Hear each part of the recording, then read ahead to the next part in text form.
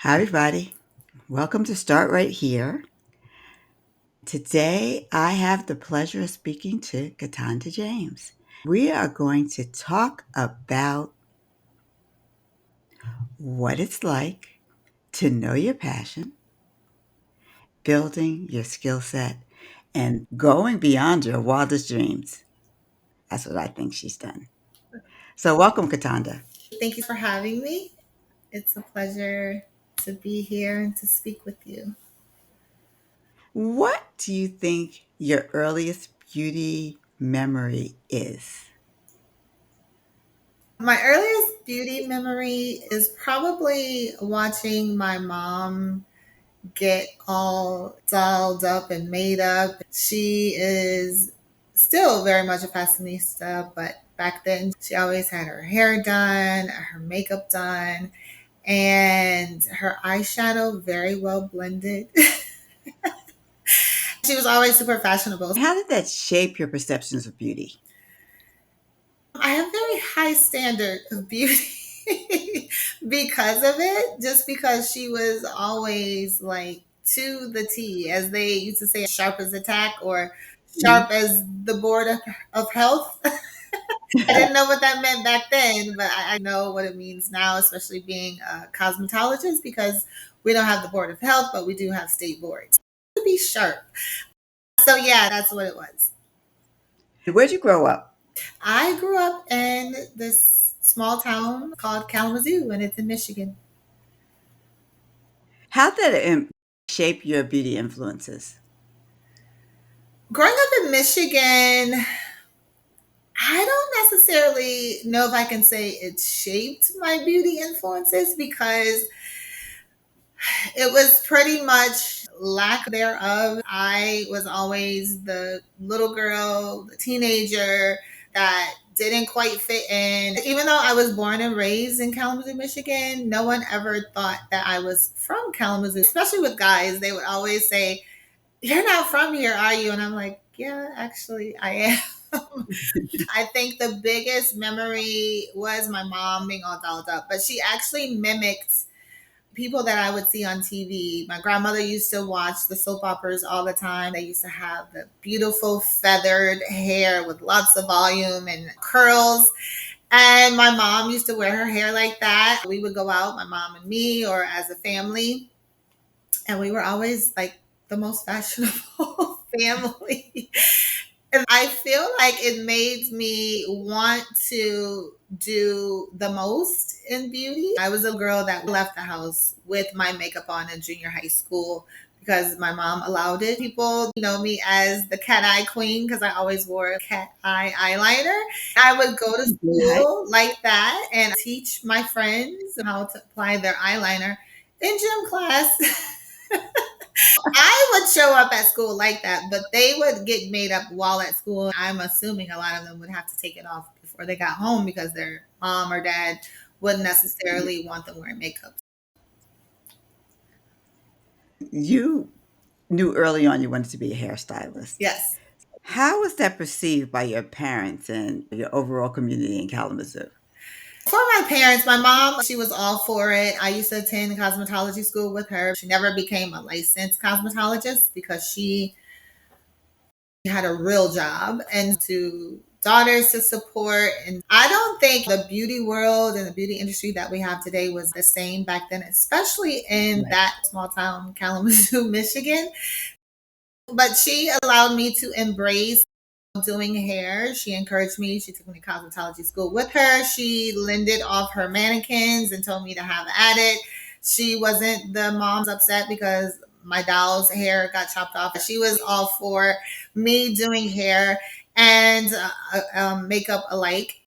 But my dad, totally different story. My dad is pretty much by the book. He was all for education. He's the one that told me, you can't do this. You have to get a real job. Like, how are you going to support yourself doing hair? And I was like, this is actually a real job. It's a real occupation. It is a career. But that was his take on it. He didn't really believe in it. He didn't like the idea. Both of my parents wanted me to attend college. Even though I wanted to attend college, I wanted to attend the HBCU, but they wanted me to attend any college. But I ended up attending Michigan State University. I absolutely hated it. I started booking appointments in my dorm room doing hair, and that allowed me to make lots of money, but it also didn't afford me the time nor the interest in doing my schoolwork. So I was a lot of times skipping class and doing hair in the dorm room. That was your passion. Did you end up finishing there or at the PWI, or did you were you invited to leave? I did not end up finishing at the PWI. I did get invited to leave, more so by my parents. WI actually put me on academic probation because I wasn't going to class. The classes that I really enjoyed and loved, which Right. had a lot to do with what I still do today. I was attending my aerobics class. We want to stay physically fit. I was Right. attending my creative writing class because I love to write and I still write today as a beauty contributor. I also attended my math class because I love to count the money that I was making in the dorm room. Things that matter. Eventually, I slacked off in my math class as well, just because I wasn't getting the understanding. I wasn't able to make appointments with the actual Right. professor. The other class that I attended regularly was my biology lab class. I didn't attend the lecture, but I did attend the lab because I'm a scientist.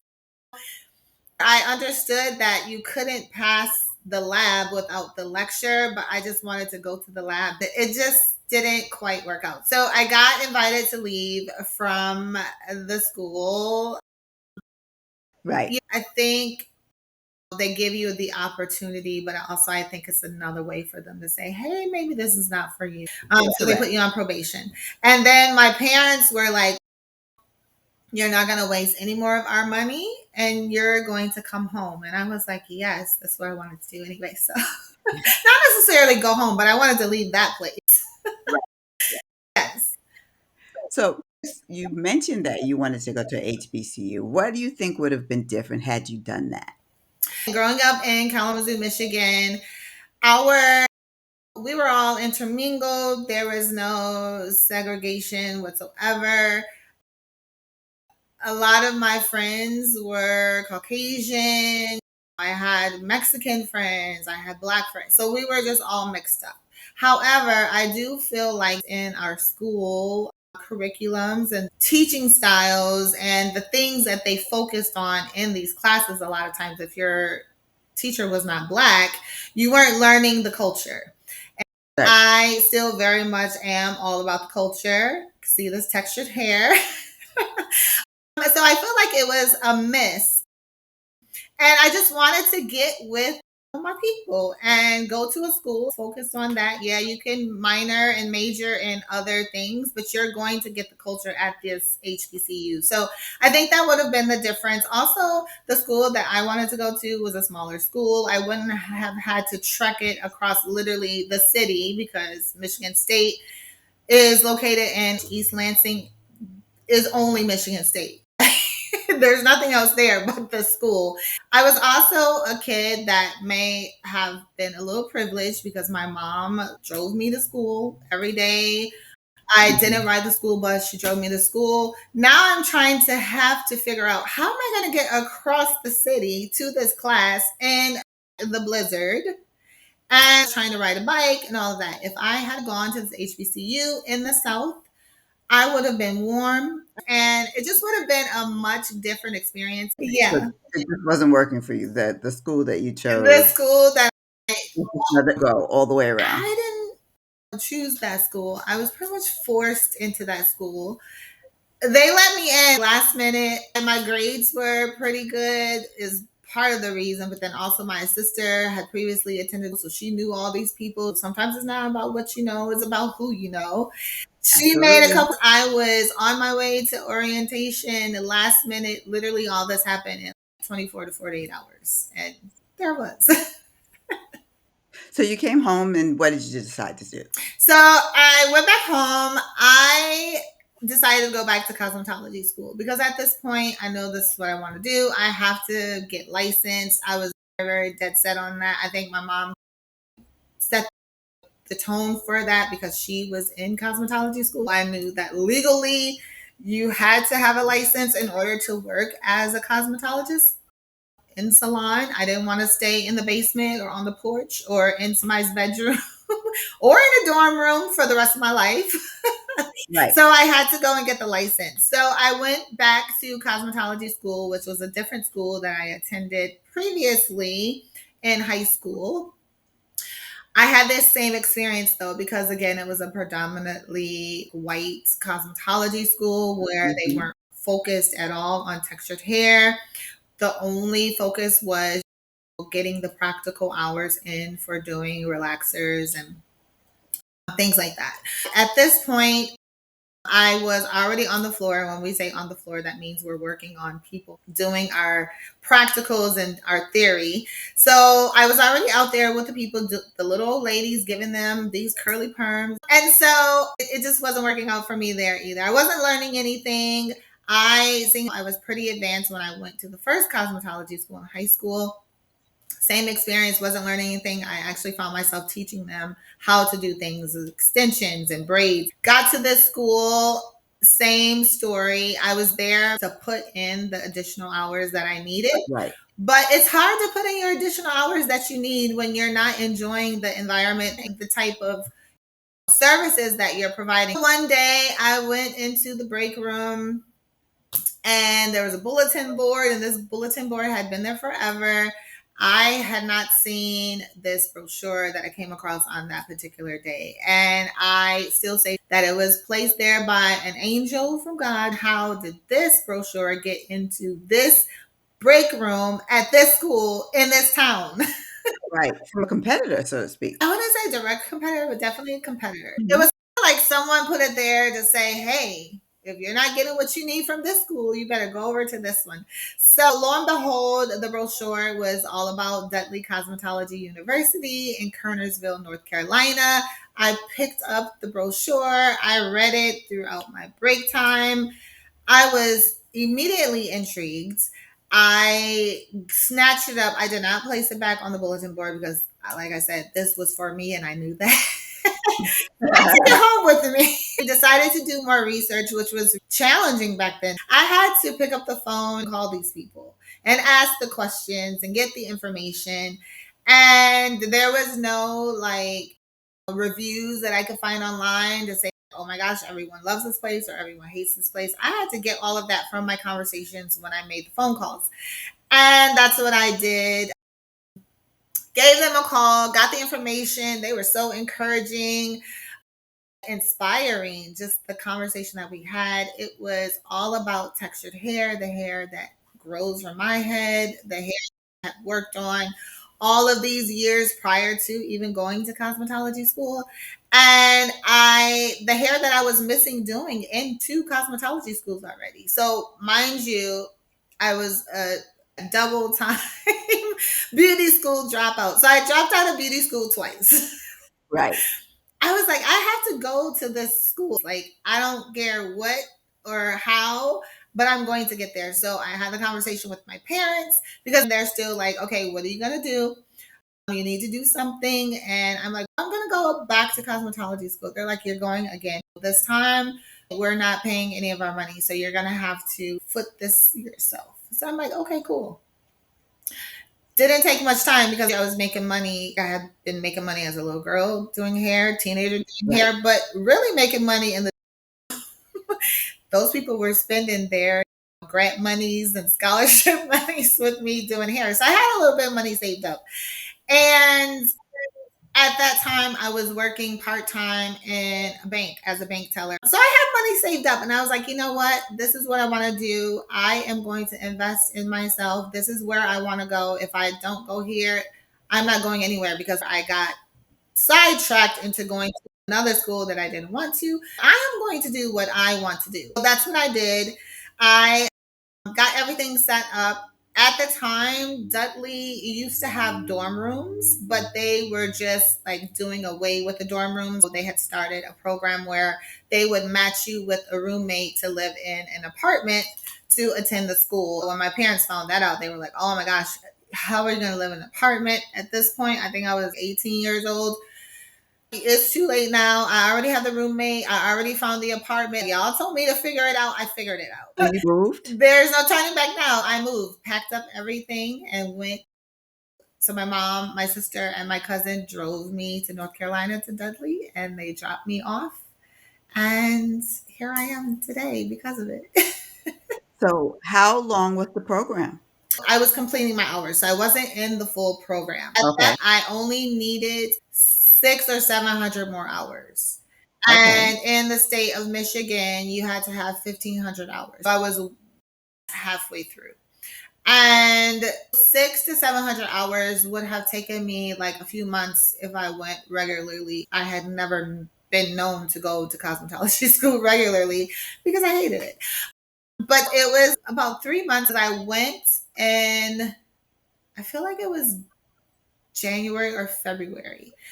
Mhm. And I was done in April, May, but then we had graduation in June. So it was a really fast, at that point, I was at the tail end. So it was really quick turnaround for me.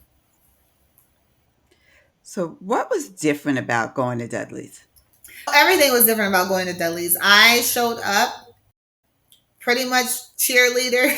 As soon as you pull in the parking lot, they come out, they greet you, they meet with your parents or whomever you bring with you. You come in, they give you tour of the school. On this particular day that I went for orientation, they were having what we called competition. And competition at Dudley was like a hair show. It's all the students getting together, and they call it competition because that's what it was. You're actually participating in a hair show and competing with your peers to win the award at the end of the hair show. So I showed up on that day and I was like, oh my gosh, I was enamored. It was so cool. I'm like, how do we get to do this? Everyone there was equally talented, if not more talented than I was. The instructors were so talented, informed. They knew their education, their theory, and they weren't playing any games with you. This was a very serious staff of instructors, but also just everyone there was serious about this beauty industry and doing hair and makeup and everything. So that was the biggest difference. I felt like I finally fit in somewhere and I found my people and my place. What did you learn that you took with you for the rest of your career? So Mr. Dudley, he was big on the business side of cosmetology, where I hadn't gotten that in either of the two schools that I was in. They were just solely on practical and theory. Mr. Dudley was like, yes, practical and theory, but you need to know the business side of things in order for you to make a living for yourself, thrive in this industry, in order for you to get clients, retain clients, in order for you to sell retail to make, more money for yourself. You have to know the business side of this. And that's what the focus was. You had to show up looking as if you were already professional. In the other schools, we wore white smocks and things, and this you had to dress like you were there to work, even underneath your white coat. And so that's the thing that pretty much inspired me and empowered me, because I'm like, wow, this is business. This is a real job. And so that's what I take with me still to this day on any job that I go to. Show up, you look the part, you act the part, you utilize your customer service skills, because customer service is everything. Mr. Dudley started off as selling hair products. And how do you sell something if you don't have good customer service skills? And as a hairstylist, you're selling your services. You may not be necessarily selling the product, but you're selling yourself. So that's what it was. So after you obtained your license, did you go back to Kalamazoo? Oh gosh, unfortunately, I did. So, After I obtained my license, I went from school back to Kalamazoo because I was going to get my license in the state of of course. Michigan. So I went back to Kalamazoo. I got my license. I passed state board tests on the first try, but that's another thing that they taught us really well at Dudley, how to pass your state board. Like we had to do state board practice. It was part of the curriculum to do state board practice prior to exiting the school. Passed the state board, got my license. I started working in a barber shop. And that was really interesting because the shop owner was a barber. I was the only stylist in the barber shop. And pretty much I had to do a lot to build my clientele. Granted, I had clients from all the years of me working, but now I had to get more clients because I'm actually working in a salon and I have overhead because I need to buy all these products. I have to pay commission. I think I started off on commission with him and then I eventually went to booth rental. But I needed more clientele than what I had.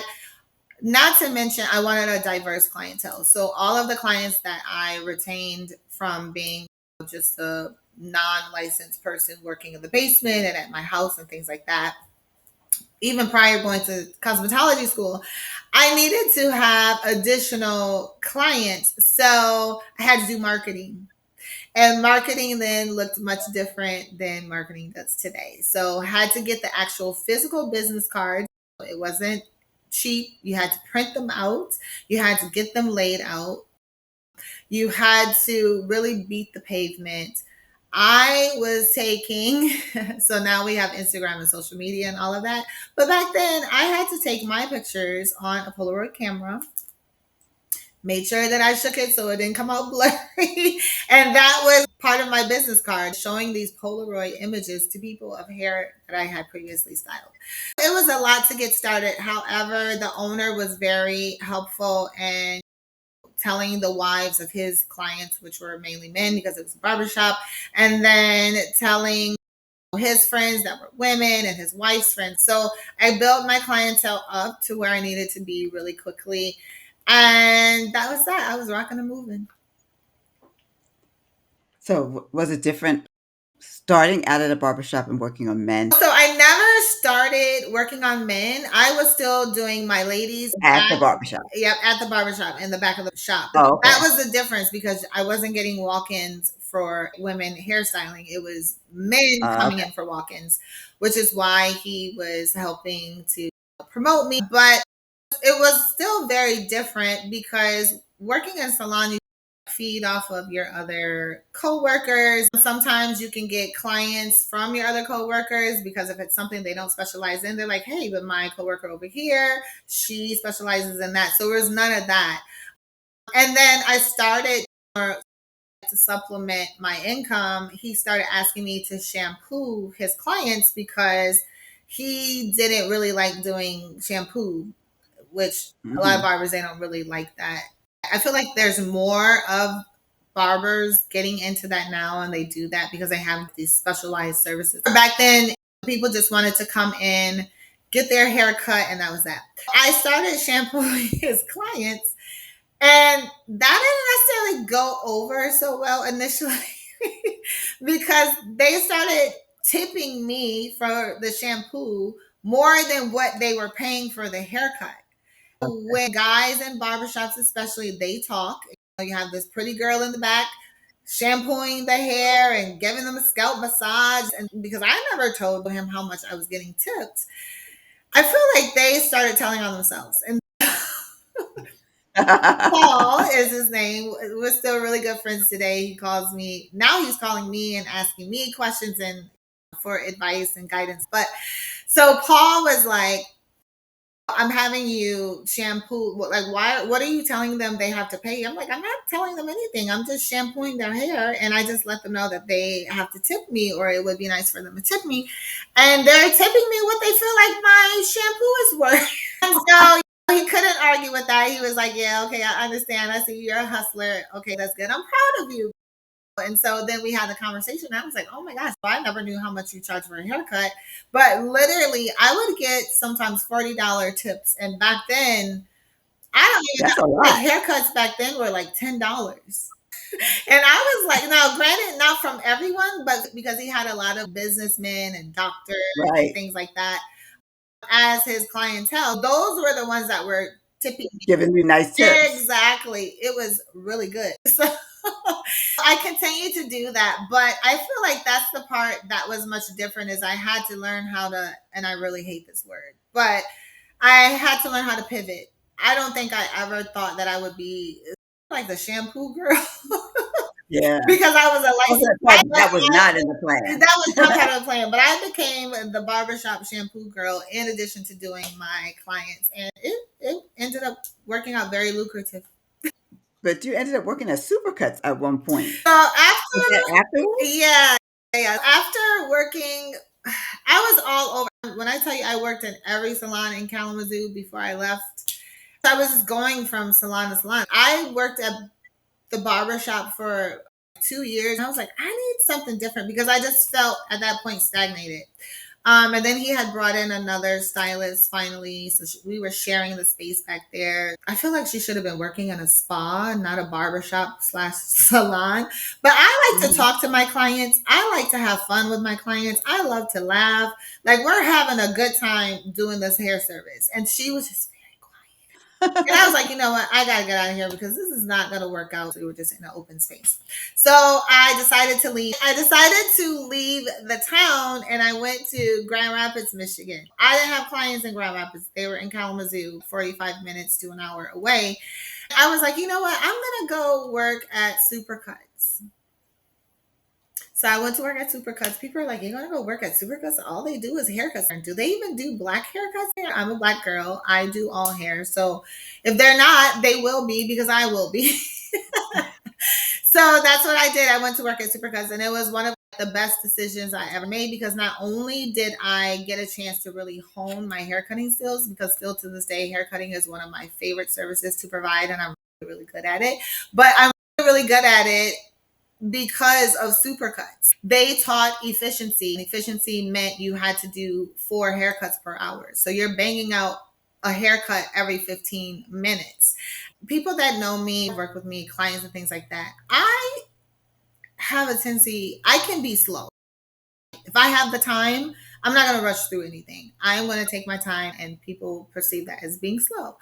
Um, it got my speed and productivity up. And then I was able to do not only women's hair, but I was cutting men's hair and I was cutting women's hair and I was cutting kids' hair. And it was like a whole, it was very diverse. And so it kept me interested, it kept me busy. I was getting paid hourly there, but also tips. And again, me and that shampoo, I could do a good shampoo and people love to tip me very well for it. So, especially the guys that came in there. And at that time, haircuts at Supercuts were only $8. I was working on an hourly pay, which thank God, because $8 a haircut, it wasn't going to be enough for me. In addition, the biggest perk, and this is one of the reasons why I chose Supercuts and not some other chain salon, is because they did tuition reimbursement.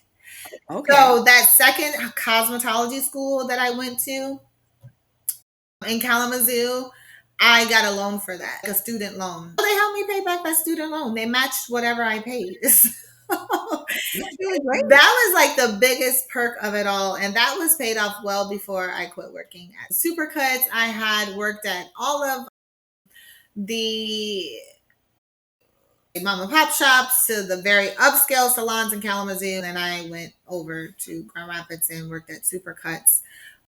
I moved back to Kalamazoo from Grand Rapids and transferred to Supercuts in Kalamazoo until I found another salon to work at. But yeah, I've worked in so many different types of salons. When were you ready to leave Kalamazoo? Oh, I was ready to leave Kalamazoo like at 7 years old. But in terms of professionally, you had honed your skills there, Yes. and there came a time that you said, "Okay, I feel like I'm ready now to go." as a hairstylist, I'm ready to go. I feel like I was always ready, but I got to the point where I was fed up and I started to lose passion a little bit. I started to lose momentum a little bit. And so when it got to that point, I knew it was time to go. And it was actually in 2002 when I left and I went to the DMV area. I moved to the Baltimore area first. This was when they had the sniper. And I Right. had made my decision to move, and the sniper wasn't sniping at that point. But in the midst of that, me preparing, because I was still stacking my money and doing all the clients that I could before I left, the sniper came around and people were like, "Are you still going? The sniper's there." I'm like, "Yeah, I'm getting out of here. Rather be there with the sniper than here and just twiddling my thumbs and nothing's happening." So I'm not letting that deter me. I stepped out on faith and went there. Lo and behold, they caught the sniper, well, the snipers. I want to say I moved there in October. They were caught like a month or two prior to me going there. By the time I got there, the snipers were already incarcerated. So, One of the reasons you went there, proximity to New York. yes, You didn't feel like you were ready to be in New York City yet, but you wanted to be close enough to get there. yes. So that is one of the big reasons. And it was just worked out that my sister and her family had moved to Baltimore. And I visited a few times, absolutely loved it. Found out that it was only 4 hours or so from New York. I was like, that's perfect. I'm not jumping out all the way into the deep end. Right. I'm going to go not necessarily shallow. The water may come up to my earlobe or something. I'm going to be deep, but not too deep. I ended up going there because it was in close proximity. It was on the East Coast, and there were a lot of metropolitan areas there that I felt like I could do some big things. So, all while growing up in Kalamazoo, Michigan, the only inspiration I had was magazines. And then obviously we were flipping through magazines. So, I had stacks and stacks of magazines. I used to bring the magazines that they no longer wanted home from the doctor's office because I just wanted to look at all the hair, makeup, and fashion. I was close proximity to those metropolitan areas. Back then, 106 in Park was very popular, and music videos. So I used to watch music videos day in and day out. And I used to look at the makeup on the video girls, and I used to look at the makeup on Sherry Carter and Donnie Simpson, and then it was Free and AJ. Like I was looking at all the makeup, all the things, and that was one of those things where I was like, wow, I would love to do that, but I'm never going to get the opportunity because I'm in Kalamazoo. I never thought a lot of the things, probably most of the things that I've had opportunity to do would ever be possible because I was from Kalamazoo. But when I moved there, everything just opened. Baltimore first. Started working because I was like, oh, how am I going to make money? Like, I need clients. And so I've never really had to start super fresh to build the clientele because I've had these clients. Some of my clients I still have today, again, was from, and I didn't know how I was going to do it. So I ended up finding a really good salon to work in. It was in a popular area. I went in to visit, talk to the owner. They were super busy. Like every stylist in there was super busy. So I'm like, okay, I think this is a salon that I need to work at. However, I had started at another salon that was downtown. And back then, downtown Baltimore was really not popping. It was a little sketchy. But so I had a really hard time building clientele there. So I found this new salon. I started in the salon, but again, I needed to build. In the midst of that, I was like, you know what? I'm going to go and work at the mall and do some makeup. And that's going to be like my consistent pay until I can build these clientels in the chair. Right. I was able to land a job with MAC Cosmetics. This is, I've always done hair and makeup, not necessarily in that way because we didn't have that in Kalamazoo. Like there was not even a MAC store, a Mac counter or anything in Kalamazoo. The closest one was in Detroit. So I was like, you know what? This line is popping. It was like Mac back then. We call them Mac OGs. Like the Mac OGs really know. Right. Back then it was popping. And if you didn't work for Mac, are you really a makeup artist? So I was like, you know what? I'm going to Mac. And I went to Nordstrom to work because it was close. The mall was close to, at the time, I was living with my sister. So it was really close to where they lived. And I was like, I'm just going to do it. Now, mind you, I didn't know what to expect, the interview, nothing like that. So I brushed up on my skills. I was like, let me go on. I went on the website of Sebastian. Passion. So Sebastian actually had makeup back then. I went on, I found a look from their website. And I was like, you know what? This is the look I'm going to do for this interview.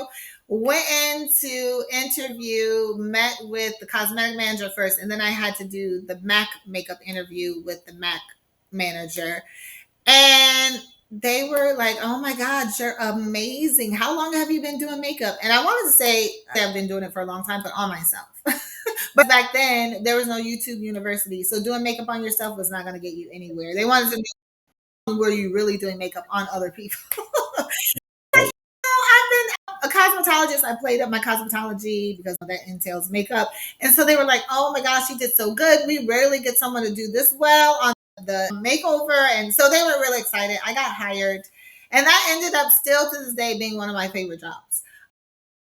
I was able to work there. I got so many clients from the Mac counter coming to me to the salon. I was able to build up my clientele with people that were having fashion shows and weddings and just all the things. And I started growing not only in the salon and building my personal book at the makeup counter, but I started doing a lot of freelance work, which I never really anticipated. I don't think I really even knew what that was going to Kalamazoo. And I landed an opportunity to become a speaker slash hair color expert for L'Oreal for this event that they were doing. And I got hired for that job. And that's where I started building. That was like in 2003. I started building my relationships and rapport with L'Oreal. And I still have a relationship with them today. And built that relationship and was able to go and work for them for a number of years. Yes, that particular event ended up being an ongoing event from 2003 to 2009. Every summer, it was a consumer event where we would go to the largest state fairs of the country. And we had this beautiful, elaborate tent in the middle of the state fair. We were teaching people about how to find their right hair color with box color, like doing your at home hair color. And then though that event that I started at was solely about hair color, but then it evolved into this whole beauty experience. We were doing hair color, hair care, makeup, and skincare. And that Wow. event came about for 9 years every summer. Sometimes we would do multiple state fairs throughout that time. It was amazing because I was able to just do it in a way where these are so if you know anything about the state fair, it sometimes attracts people that you would never encounter in a Nordstrom. This demographic a lot of times would never step foot into a Nordstrom. So me being all about diversity and wanting to work with different hair types and complexions, it opened that up for me because we got all types of people. When I say all types of people, some of those people we would be like, girl, could you have washed your bra before you came in here today? It was a very interesting demographic of people, but it was such an amazing event. And I was able to build relationships with the people developing the hair color in New York City. They loved me. And that's how it got me to New York for 9 years, like years down the road, though. So starting in 2003, in 2014, I set out to New York to work with my then boss, which was one of the people that would come and work with us on this state fair. It was called the Color Space. They would work with us on this event. And I called her up because I did a consumer event in Beverly Hills. We hadn't been doing a lot of consumer events. They were like doing away with it, but then something came up. And I was like, oh my gosh, it was so fun. Everything just came back to me. I didn't lose any knowledge or forget the product. And I was like, I have to call Julia and tell her that I worked this event with Donna. So I called Julia, and the lady took the message, and she said, hold on. And so she came back. She's like, oh my gosh, she wants you to call her back. She's in a board meeting right now, but she wants you to call her back like in 30 minutes. And I was like, okay, cool. So calls back in 30 minutes. Julia gets on the phone, Cataanda. I'm like, hey, Julia, how? She's like, are you here? And I'm like, am I where? And she's like, are you in New York? And I'm like, no. She's, can you get to New York? Mind you, I can't get word in edgewise. She's just going all in. And she's like, can you get to New York? I'm like, yeah, but what am I getting to New York for? She's like, I need you in New York. Can you get to New York by next week? And I'm like, yeah, I think so, but what am I going to be doing? She's like, I need you here for 10 weeks. I'm like, okay. And mind you, we used to work those events that would be sometimes 10 weeks. Sometimes they were just for 30 days, or there were multiple events all together. We did a mall tour. She just 10 weeks. And I was like, okay, yeah. She's, I need you to let me know for sure. She's like, oh, obviously we're going to pay you really well, but we don't have money to put you up in a hotel for 10 weeks. Do you have someone you could stay with? And I was like, I don't know. I think so. Figure it out. So she's like, okay, figure it out and get back to me on Tuesday. It was like over the 4th of July weekend. And she said, call me back on Tuesday. I need you here, and I need you here next week. I was like, okay. So one of those things where I go where the opportunity is, figure it out. I'm going to figure this out, and I'm going to get there. I set out to that job for that opportunity, thinking I was only going to be in New York for 10 weeks. Didn't know what was going to happen after the 10 weeks. Pretty much the story of my career. I just go for the opportunity. I don't know what's happening next. I leave that to God. I went there for 10 weeks, and it ended up being 9 years. So you start there, and what was the role when you got there? And then what did it turn into? So the role when I got there was a part-time role. I was working pretty much 3 days, sometimes 4 days, and then if it was super busy, I would work maybe 5 days. But it was in the testing center where we did all the testing for all of the CPD brands across L'Oreal. That entails L'Oreal Paris, Garnier. It entails Carol's Daughter at the time, because 2014 is the year that Carol's Daughter had gotten acquired. So Carol's Daughter was included. Dark and Lovely and Soft Sheen Carson. We were testing all those products across all those brands. And as a hairstylist of many years, like a beauty consultant and contractor for L'Oreal for many years, I didn't know what I was doing in product testing.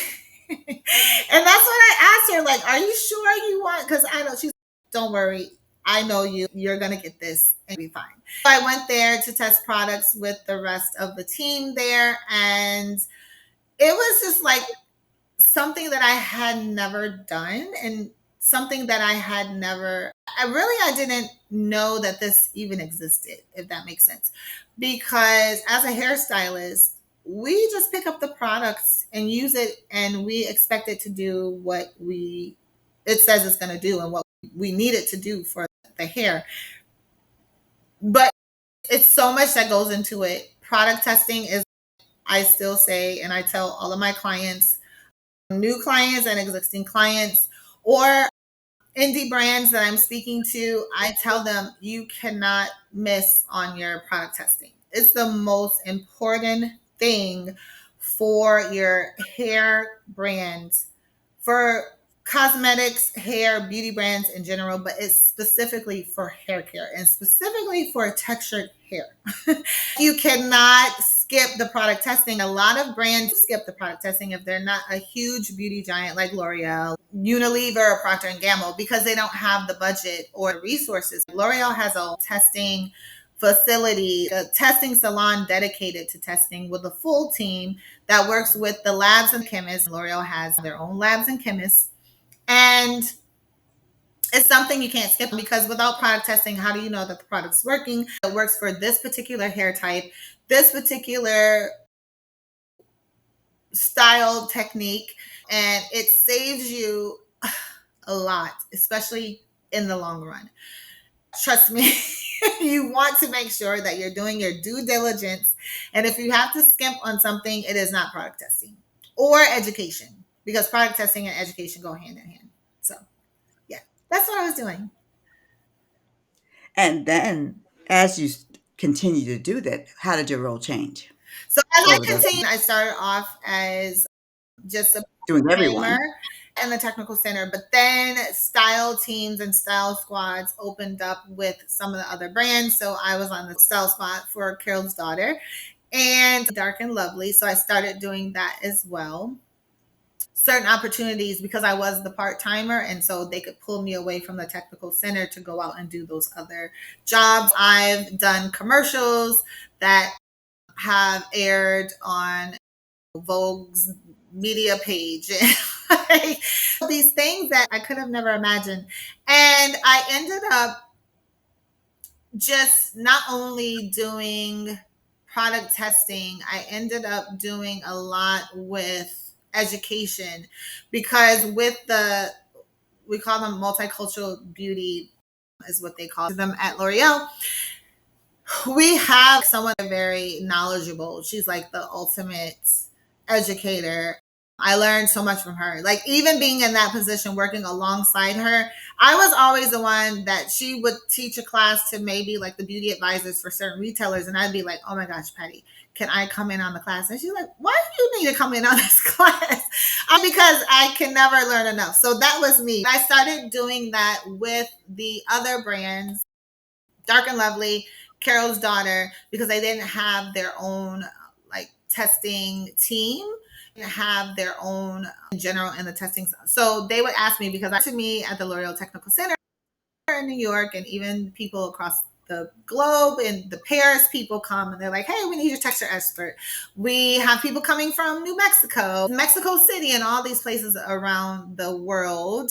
Even in South Africa, I was I was the known texture expert for L'Oreal, because everything happened at the L'Oreal Technical Center. Even after being tested in Paris, they would bring it to New York to test there, because things are different with hair in different regions and different countries. So, coming from Kalamazoo to doing that, you never thought you would be able to do that. No, Never. And even saying it, you're like, "Oh my god, I did that." I did that. My very first international trip with L'Oreal was to Spain. And let me just tell you, not only have I put in the work, have I been in this industry for so long, but I am favored by God, because I went to work on a Friday. And every time I tell this story, people are like, oh my God. I went to work on a Friday, and one of our consultants from Spain, she was working on this huge project. We had been working on it literally since 2014 when I first started. Now, mind you, I went there in 2019, I believe. So all that time, now I could talk about it because it's out, it's in the stores. There's this home hair color device, and it's called Color. So we were working on that, and they needed to like record video on how to actually do the application, how to insert the cartridges with the hair color, and how to apply it, and so on. She was coming back and forth with us at the technical center. We were working on this extensively. We had done a huge consumer study. One of our models has curly hair like Cataanda. And she's like, Tanda, you need to come in here and speak to us because I have questions on how we should advise this person while they're recording. I'm like, okay, cool. So I go in there, it's her and my boss. She asks me the questions, I give her the information. She's like, oh my gosh, that is so good. She's like, oh, I really wish you were there. We need you there for this. And I was like, I'm available. I'm just saying it willy nilly. I'm available. And so we laughed it off. My boss laughed. Get out of here. So I came back from lunch and they called me back in there. And I'm thinking they have more questions. So they do have more questions. But my boss is, Tanda, what do you have going over the weekend and next week? I'm like, the weekend, nothing. And next week, I'm working. So she's, Carolina wants to take you to Spain. And I was like, what? So she's like, yes. She's like, we have to have you there. We are going to do everything it takes to get you there. We just wanted to know if you were willing. They're like, do you have your passport? I'm like, oh, I always have an updated passport. What do you mean? Yes. So they're like, okay, we're going to work on it. And again, I'm just thinking nothing of it. Like, how I'm not going to show up on a Friday for work and then end up finding myself in Spain in a couple of days. So I'm just like, okay, whatever. This is just wishful thinking. Well, by the end of the day, they're like, Tanda, we need you to stay after a little bit. Do you have time? I'm like, yeah, sure, of course. So they call me back in this boardroom and they're like, we need to look for your flight and hotel. So at this point, I'm like, oh my God, this is really happening. And lo and behold, we got the flight, the hotel. I was on my way to Spain. I left Wednesday and came back on Monday. And my boss was like, you might as well just stay over the weekend because, you know, it's cheaper to travel back from there on a Monday. So just come back. I'm like, okay. So I went to Spain. I was pretty much like the lead educator in teaching those ladies how to use the device. It was like a language barrier. So they had a translator for me. And when the product actually launched, they had this huge to do with, I guess it was beauty tech in Las Vegas. And it was all over the billboards and everything. I went to Spain for that informational video and I was so integral in this whole launch. A lot of the things that I've done, it just amazes me. It was super cool. It's still one of the biggest things of my career. I'm super proud of it. No, you didn't say that a lot during this interview. So that is one of the highlights that you've been able to accomplish, Yeah. and that's major. One of I think that having that as a hairstylist, the, when you're a hairstylist, then you think of the things you can do mm-hmm. as a hairstylist. People don't often think of the career you've had, Not often. of the roles that you've had. Mm-hmm. If you can use your skills Mm-hmm. in the ways that you had. It's not that you said, I'm going to do X, Y, Z. You spent the time to build your skills. Mm-hmm. And did you spend the time to build relationships? Mm-hmm. You kept the relationships going. Yeah. And that's the key part. It's not like strategic. Like I'm going to be like, oh, I'm going to use this person. Oh, that's because I think a lot of times now people are like, Mm-hmm. oh, I'm going to make a relationship with this person. I'm going to use this person to get to this part. Mm-hmm. It's more organic that you create relationships and you Mm-hmm. stayed in touch with people. Mm-hmm. Not that you wanted something from that person. You Mm-hmm. just organically stayed in touch with people. And they said, oh, Katana can do this. Mm-hmm. Katana can do that. Yeah. And she's a natural fit for this role, a natural fit for that role. Her skill set fits here. Mm-hmm. And those things have led to other things. Mm-hmm. And that is why your career has progressed. Mm-hmm. I agree. People should be able to see that and take that as an example. That may work for some people, but that in the long run doesn't always work Mm-hmm. because at one point, if you're not reciprocal, it does not work in the end. Mm-hmm. People will find out that you're only out for self. Mm-hmm. People will say, you don't give back. Mm-hmm. If you're always looking for the end goal, not trying to help someone else. Yeah. I think about it often because people are always like, how can you? I have a daughter or my coworker's niece, and she wants to know how to start. How could she become a celebrity stylist? How could she start doing X, Y, and Z? I'm always open to talk to people, but I don't have a blueprint. I never set out to do any of these things. I just set out for a dream that I knew I wanted more in this beauty industry. I knew that the sky was the limit, but I didn't know what exactly it was I wanted or how exactly I was going to get there. And so it's pretty hard a lot of times to guide them in that way. But I always tell them no matter what, go after your dream, follow your dream, no matter what someone tells you. If you want to move to a place, just move to the place. Like if you fail to plan, you plan to fail. None of my career or my life was planned, not by me. I was like, I'm moving to Baltimore. I didn't have a job.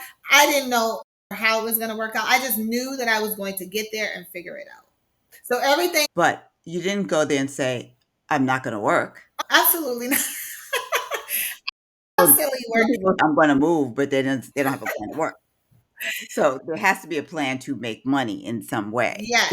You have to There fit. has to be a The plan goal with is a skill set. always to make money. Yes. But Yeah. if you don't have a plan on how to do it, just go figure it out. Putting yourself in position is just then doors just start opening. If you're where you want to be, then you can figure it out. But if I'm all the way over here in Michigan and saying I'm going to go to Baltimore and further my career, but I'm not there to figure out how to do it because I didn't know what was in Baltimore. I didn't know what the opportunities were. You do have to plan for that. You have to plan to put the work in and you have to plan to figure it out. However, even on job interviews, people ask me, what's your 10-year plan or your 10-year goal? I really struggle with that question because I'm like, I don't know. I just want to be the best that I can be in my career in 10 years. Whatever that looks like, I have no idea because the sky is the limit. You never know. Like tomorrow, like when I got that call or when I made that call to Julia, I didn't know she needed me for 10 weeks. I was calling her to say, hey, Julia, thank you. And Right. then I agreed to going there for 10 weeks. Now, that's the one thing you can't overthink opportunities because you don't always need to know the end result. I didn't know what was happening after 10 weeks or where I would go after 10 weeks. I just knew that I had this amazing opportunity for 10 weeks. And I went there and then it ended up being 9 years. I've always been a risk taker. I go for what I want. I do keep relationships going. Like I have people because a lot of people aren't good with that. That's something that is part of my character, is part of my personality. I don't care if you haven't called me in 5 years. If you're on my mind and I think about you, I'm going to call you. Hey, how's it going? And people don't always do that because also on the flip side of things, people are like, oh, that person hasn't reached out to me. I'm not going to reach out to them. You never know what somebody is going through. You never know what type of time they have. You may have crossed this person's mind 100 times and they just, for whatever reason, have not had the opportunity to pick up the phone. I'm going to be that friend. I tell people all the time, if I love you, you're stuck with me for life. Truly honest and like rock with you. You're stuck with me. Like, even you, Corynne, I'm gonna be like, hey, you're stuck Once with you're on me. my podcast, this is you're in for life. You're in for life. If you've been on my podcast, You're in for life. And so I have always done that. I've seen clients that have had their children are now grown ups. One of my first clients in Baltimore, her daughter just turned 18. Her name's Sydney. This little girl was like 4, 3, 5, 6 the whole time I was doing her mom's hair. And we had this whole conversation about relaxer because her mom was getting relaxer. And she would always ask me, what's in the big bucket? you're I would have to explain to her. And so I always try to encourage her mom to stop getting relaxer because she had the most manageable hair texture. I'm like, girl, you don't even need this relaxer. But she was like, I can't go with the relaxer. I work out this and that. And Sydney has never had a relaxer to this day. And I played a big part in that. Her mom eventually stopped getting relaxer because she didn't want Sydney to have to get what was in the big bucket in her hair when she was old enough. And so that's how I remember Sydney. She was a little girl. What's in the big bucket, Cataanda? And she would ask me, like, what's in the big bucket? And now Wow. Sydney has been relaxer free all of her life. I loved talking to you, Katanda, and I Yeah. think that what people will get from this is that you can chart your own course if you're really authentic to yourself and you know what you want. Mm-hmm. I think that being open to opportunities is really critical. Mm-hmm. Open to opportunities and recognizing the opportunities when they come your way, For sure. really recognizing. But tell us about your going after L'Oreal to Oh, talk about leaving L'Oreal and going to the other opportunity before you starting your consulting job. Let's talk about that. okay. We all know the pandemic happened. I was Mm. still working with L'Oreal. We were fortunate enough to be able to work through the pandemic. Like, we didn't get laid off or anything. We were able to work from home. I still love my job that I had at L'Oreal. And we went back into the office after this pandemic, and so much shifted. We knew a lot of changes happened, and we were not able to work the way that we worked prior. When I tell you that place, we were constantly on the go. We rarely sat down throughout the course of the day testing products. This is how I know how important testing is. This is all we did, testing products. We didn't have any other role within the company. We tested products and it was day in and day out, 40 hours, 5 days a week. And so there were times when the French would come and we would have 60 heads. Like, it was crazy amounts of people and productivity, but I absolutely loved it. Going back from the pandemic, it was so different. We went from having our full team in the office together. They had to split us up into two separate teams. It was so we couldn't have more than 3 testing models each. I got to the point where I started to lose my passion, which that has never happened in to that extent. And it wasn't because I started disliking my job. It was because of the changes that had happened because of the pandemic and how we had to work. So it was not anything that anyone planned for. It wasn't anyone's fault. It was the fault of the pandemic. Right. I was like, I can't let this happen because I didn't want to start losing my passion and then not performing like I should. They would always say, "Oh my gosh, Katana, you're so calm." Because it would get crazy in there and people are, and I would just be so chill and calm and they would be like, "You're so calm." I'm like, "Yeah, it's just shampoo and conditioner. It's not that serious. It's gonna work out." And so I started finding myself feeling on edge, and not on edge in a good way, like not on edge as like anticipation, but on edge as like irritable, maybe a little. And so I was like, something has to happen. I knew nothing was going to happen quickly with the way that we worked because everything had just started opening up. I started looking for other opportunities. And one day I went onto LinkedIn and there was this hair care brand that, even while working at L'Oreal, I was so intrigued by because of what the founder was able to do in such a short period of time. And just the type of formulas she had created, starting in her kitchen. I found at the time she was the vice president of marketing, and I randomly sent her a message. We weren't friends prior to that or anything. I randomly sent her a message, was like, "Hey, how could someone like me get a job with a company like yours?" And of course, my name's Cataanda. I do this and that and blah blah blah. And she responded almost immediately. She's like, "Oh my gosh, I was just talking to my CEO about meeting someone like you. This is not a coincidence." And I was like, "Oh my goodness." So lo and behold, Ended up going to work for that company. And it took, once it was at my fingertips, I was like, oh my gosh, do I really want to leave L'Oreal? Do I really want to do this? And I was like, you know what? I needed change in that moment. And so throughout my story, I've spoken a lot about just me being changed, whether it's a change in city, environment, whatever. I needed that change. So I did it. And it was very sad. I actually cried when I had to send back my laptop and everything. My coworkers were devastated. My boss was like, no. I was like, yes. And so I went to work for the Main Choice, which is a multicultural hair care brand that had been recently acquired by a larger brand that was Canadian based. And the founder was no longer at the helm of the brand.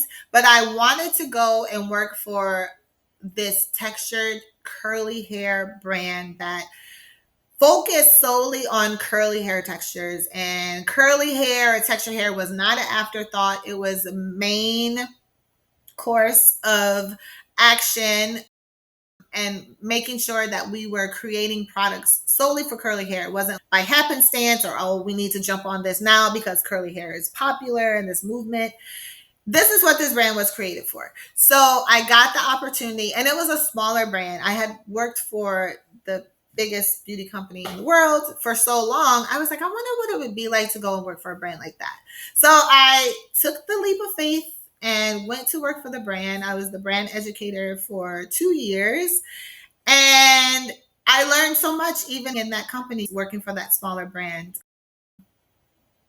I learned that L'Oreal University is the best university that I could have ever gone to as it relates to this beauty industry. Because even now, even in my consultancy, I use so much of what I've learned from L'Oreal and put that into my business practices now. So that's what happened. We got a new CEO at the Main Choice, and they didn't have the budget. They didn't have the budgets that I was used to at L'Oreal.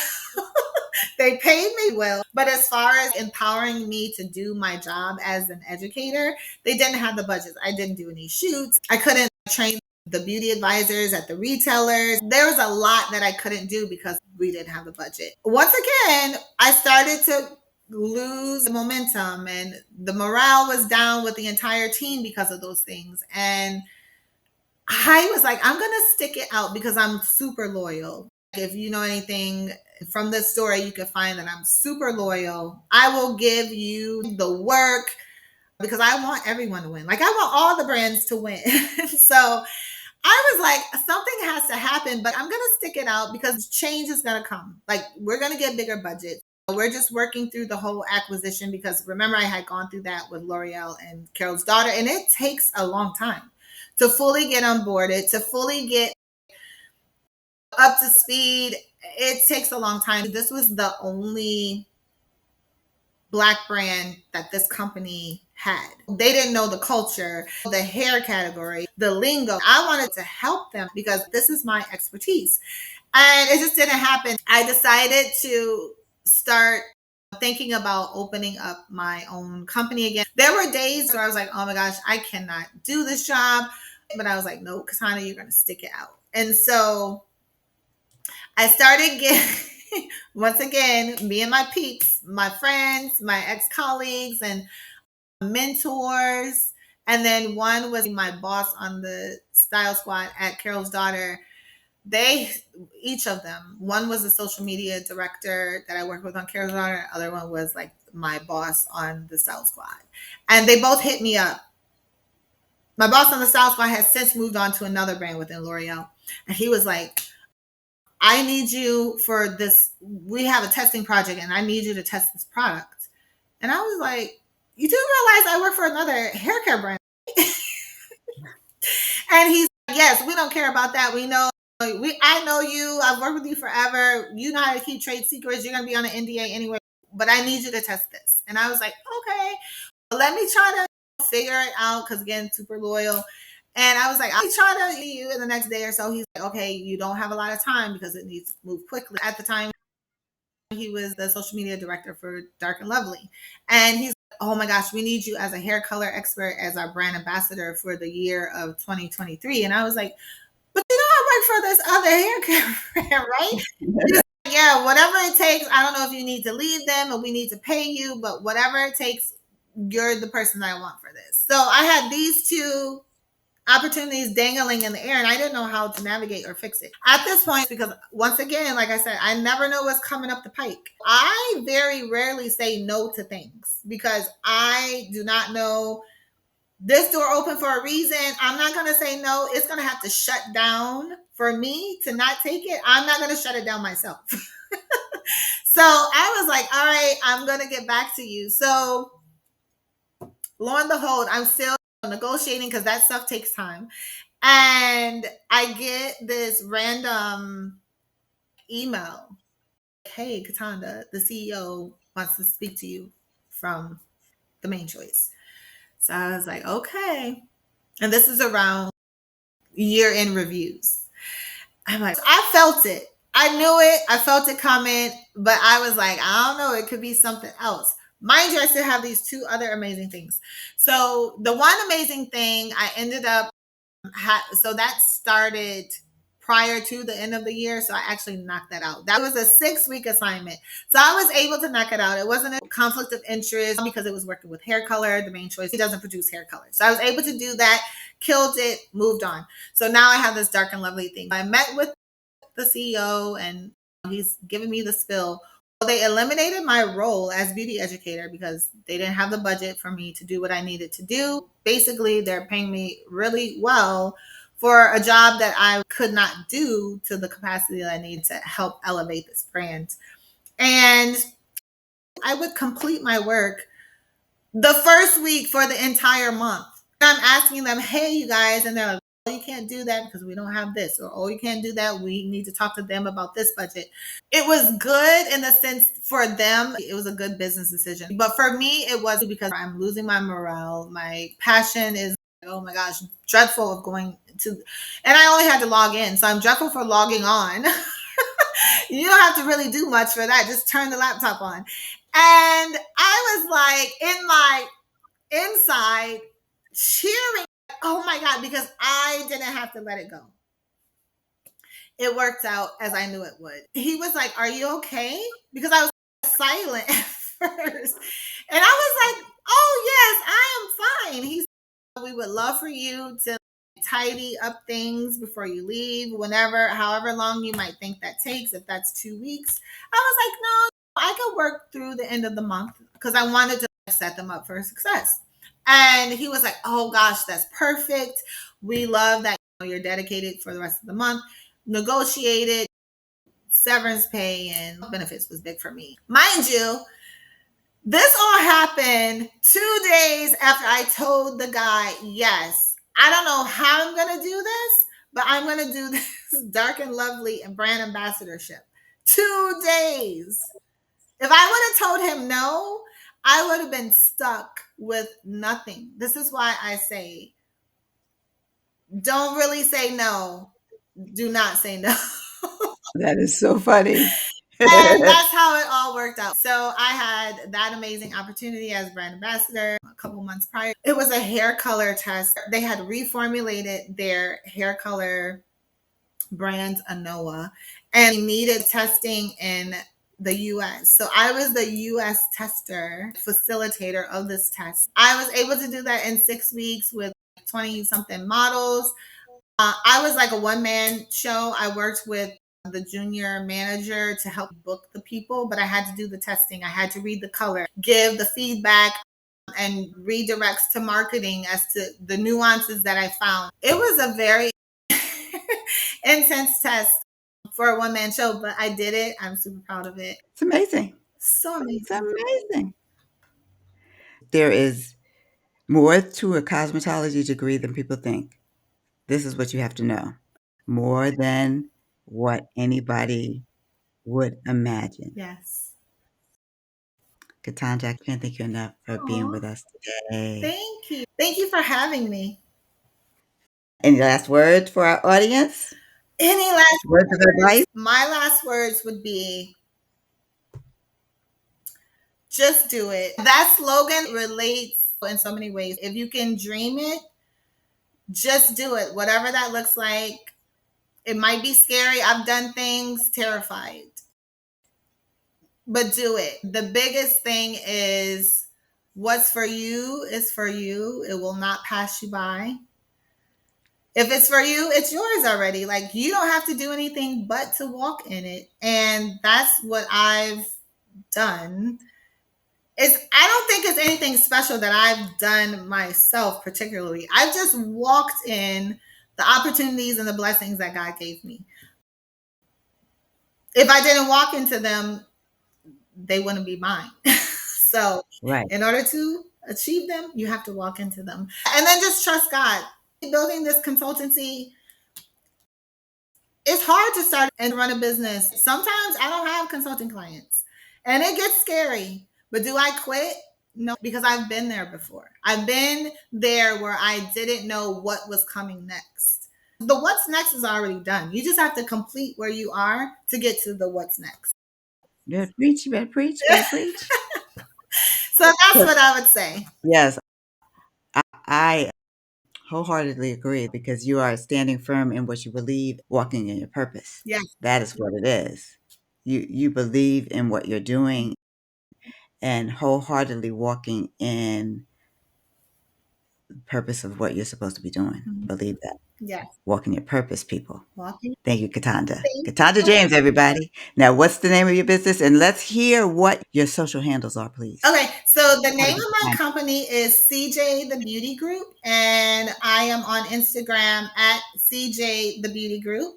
But I am also on the brand as my own brand, Cataanda James. Twitter, Facebook is at Cataanda J, and my name is spelled CATAANDA J. it. My Thank you. website is www.catandaj.com.